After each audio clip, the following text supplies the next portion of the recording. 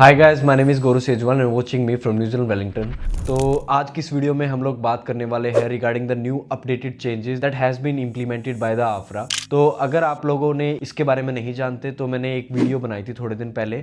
उसमें मैंने बताया था कि कैसे आप बिना एनक्लेक्स और ओस्की के ऑस्ट्रेलिया में आ सकते हो, रजिस्ट्रेशन ले सकते हो। तो वो सारी के सारे चेंजेस के बारे में मैंने ऑलरेडी वीडियो बना रखी है और इस वीडियो में मैं आप लोगों को स्टेप बाय स्टेप वो चीज़ें कैसे करनी है, खुद से कैसे कर सकते हो, वो सारी की सारी चीज़ें इस वीडियो में हम डिटेल में बात करने वाले हैं। तो वीडियो में लास्ट तक बने रहना। ज़्यादा टाइम वेस्ट ना करते हुए सीधा काम की बात पे आते हैं। तो सबसे पहले अगर मैं एलिजिबिलिटी क्राइटेरिया की बात करूं, देयर आर 5 कंट्रीज। अगर आपने इन कंट्रीज़ में अगर आपने नर्सिंग कर रखी है या फिर आप नर्सिंग प्रैक्टिस कर रहे हो तो आप डायरेक्टली ऑस्ट्रेलिया में आ सकते हो बिना एनक्लेक्स और ओस्की का एग्ज़ाम दिए। आपको यहाँ का रजिस्ट्रेशन मिल जाएगा। तो ये 5 कंट्रीज़ कौन सी हैं? सबसे पहले नंबर आता है यूके का, उसके बाद है आयरलैंड, उसके बाद है सिंगापुर, उसके बाद है Spain, then USA and Canada. Canada जो है वो पूरा कनाडा इसमें नहीं आता, सिर्फ जो ओंटारियो और ब्रिटिश कोलंबिया है, सिर्फ वही वाले 2 प्रोविंस अगर आप वहाँ पे रजिस्टर्ड हो तो आप इस चीज़ के लिए अप्लाई कर सकते हो। The second requirement is 1800 hours of experience, और ये भी पोस्ट रजिस्ट्रेशन। तो सपोज करो आपने यूके में काम करना शुरू कर दिया था और एनएचएस का जो आपका रजिस्ट्रेशन आया उसके बाद आपने 1 साल वहाँ पे काम किया या फिर आपके 1800 घंटे पूरे हो गए तो आपका जो एलिजिबिलिटी क्राइटेरिया है वो मीट हो गया।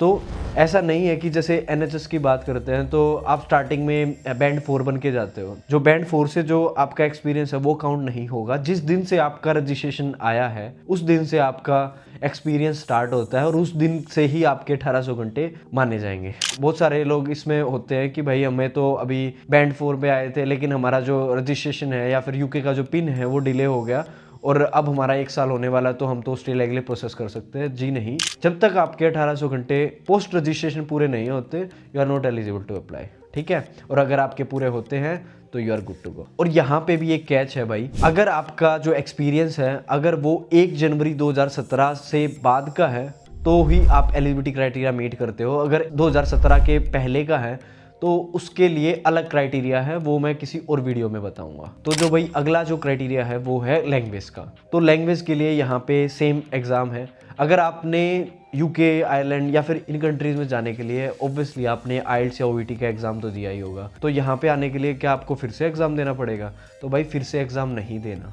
सिर्फ उन्हीं बच्चों को जिनका ओईटी क्लियर होने के बाद विद इन 1 ईयर उन्होंने एनएचएस को ज्वाइन कर लिया और उनका रजिस्ट्रेशन आ गया था। तो सपोज करो आपने 1 जनवरी 2024 को आपका एग्ज़ाम दिया ओईटी का और आपका जो एनएचएस का रजिस्ट्रेशन आया है सितंबर, अक्टूबर, नवंबर 2024 तक एनएचएस का पिन आ गया तो आपको एग्ज़ाम नहीं देना। जिस दिन आपने ओईटी का एग्ज़ाम दिया है विद इन 1 ईयर अगर आपका रजिस्ट्रेशन नहीं आता या पिन नहीं आता तो you have to sit for an exam.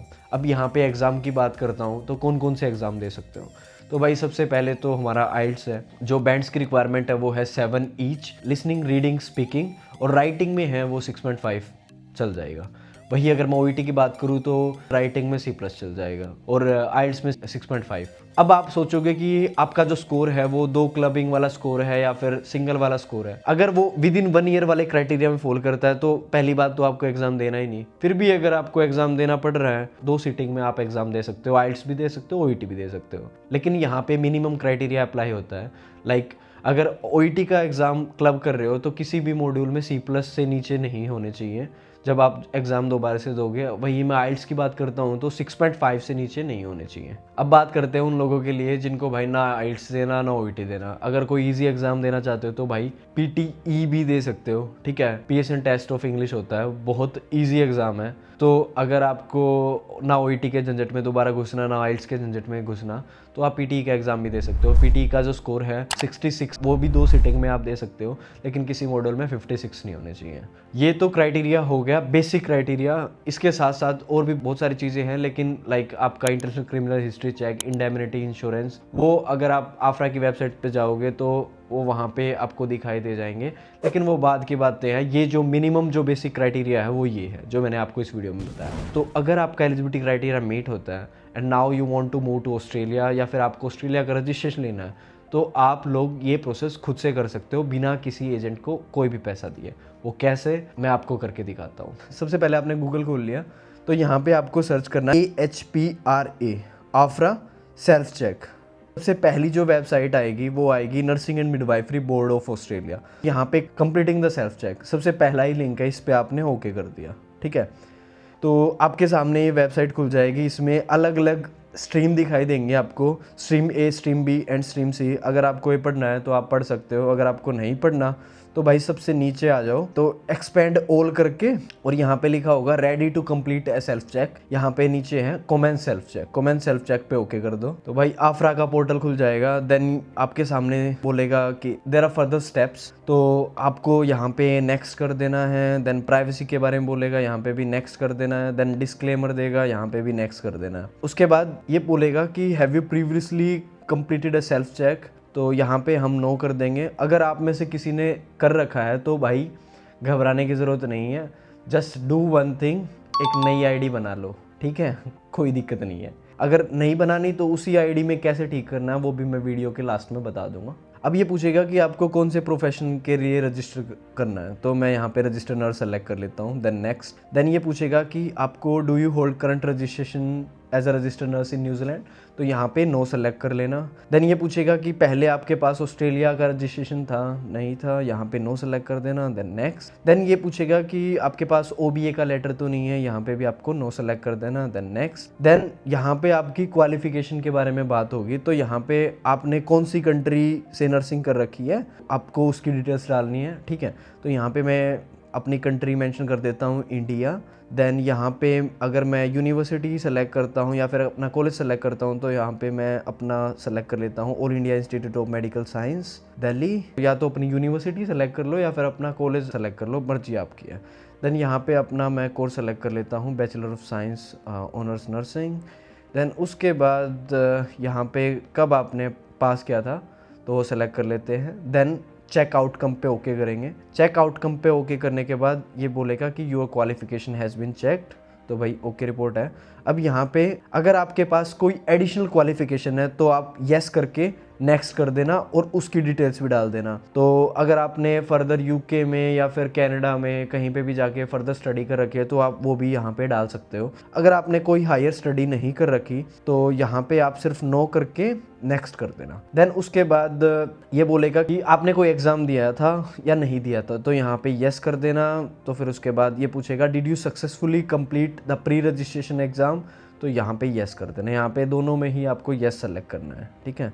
तो इसके बाद आपने जो भी इन्फॉर्मेशन डाली है उसकी समरी खुल के आएगी आपके सामने, उसके बाद नेक्स्ट कर देना, ठीक है। अब ये असेसमेंट की स्टेज दिखाएगा और यहाँ पे भी आपको नेक्स्ट करना है और एक्नॉलेजमेंट का पेज ओपन होगा, यहाँ पे आई एक्सेप्ट कर देना। अब ये आपसे आपकी पर्सनल डिटेल पूछेगा, तो यहाँ पे आपको पर्सनल डिटेल डाल के अपने नीचे ईमेल आईडी डालनी है। तो ये मैं आपको डाल के नेक्स्ट पेज पे जो आते हैं वो करके दिखाता हूँ। तो भाई जब आप ये पोर्टल बना लोगे तो आपके सामने एक स्क्रीन खुलेगी, तो यहाँ पे आपको दिखाई देगा international qualification IQNM general registration, ठीक है। तो यहाँ पे एक्शन रिक्वायर्ड दिखाई देगा आपको, तो व्यू पे ओके करते हैं। तो आपकी जो पाथवे है वो स्ट्रीम बी, मोस्टली सबका स्ट्रीम बी ही दिखाई देगा। और यहाँ पे आपको दिखाई देगा कि आपको NCLEX का एग्ज़ाम देना है, देन उसकी का एग्ज़ाम देना है। तो ये देख के घबराना नहीं है। आपको यहाँ पे क्या करना है, सबसे पहले आप यहाँ पे फ़ी पे करोगे, जो भी आफरा की फ़ीस है वो आपने फ़ी यहाँ पे करी। फ़ी पे करने के बाद ये आपकी एप्लीकेशन को एसेस करना स्टार्ट कर देंगे। देन बात आती है आपके पोर्टफोलियो की। तो पोर्टफोलियो में आप लोगों को घबराने की ज़रूरत नहीं है। यहाँ पे क्या सबमिट करना है, नर्सिंग की जो भी आपका एक्सपीरियंस है वो, आपकी डिग्री, आपकी ट्रांसक्रिप्ट, जो भी आपको कॉलेज से मिला हुआ है वो सारी की सारी चीज़ें यहाँ पे सबमिट करनी है। फिर आपका ये पोर्टफोलियो क्रिएट हो जाएगा। जो आपका OET का स्कोर था वो यहाँ पे सबमिट करना है, ठीक है। तो जो भी आपके पास सारी चीज़ें हैं, जितने भी प्रूफ्स हैं, इंक्लूडिंग योर एक्सपीरियंस, क्योंकि एक्सपीरियंस के बेसिस पे ही आप बोल रहे हो कि आप लोगों को NCLEX और OSCE का एग्ज़ाम नहीं देना, ठीक है। तो एक्सपीरियंस भी यहाँ पे स्टेटमेंट ऑफ सर्विस आपको प्रोवाइड करवानी पड़ेगी, जो आपकी बैक इंडिया से, नेपाल, बांग्लादेश, जहाँ से भी आपने नर्सिंग करी है, तो वो नर्सिंग के डॉक्यूमेंट सबमिट करने पड़ेंगे, ट्रांसक्रिप्ट सबमिट करनी पड़ेगी। तो जब ये सारी की सारी चीज़ें आप यहाँ पे प्रोवाइड करवा दोगे तो ये आपकी एप्लीकेशन को एसेस करके आपको बोल देंगे that you are eligible to get directly registration with AHPRA, तो और आपका आफरा का रजिस्ट्रेशन हो जाएगा। प्रोसेस काफ़ी सिंपल है, बेफालतू की स्ट्रेस लेने की ज़रूरत नहीं है, ठीक है। तो भाई आई होप आप लोगों को पता चल गया होगा कि कैसे आप लोगों को प्रोसेस करनी है। स्टिल अगर आपके मन में कोई भी डाउट घूम रहा है या फिर आपको प्रोसेस करने में कोई दिक्कत हो रही है तो भाई तुम्हारा भाई है। You can either contact me on Instagram या फिर यहाँ पे टॉपमेट का मेरा लिंक दिखाई दे रहा होगा इधर इधर कहीं, तो टॉपमेट पे आप मेरे साथ कॉल शेड्यूल करके 1-to-1 बात कर सकते हो और वहाँ पे मैं आपको स्टेप टू स्टेप गाइड भी कर दूंगा कि कैसे आप ये प्रोसेस कर सकते हो। ठीक है, तब तक के लिए भाई अपना ख्याल रखो और अपनों का ख्याल रखो। मिलते हैं आप लोगों को नेक्स्ट वीडियो में। Thank you.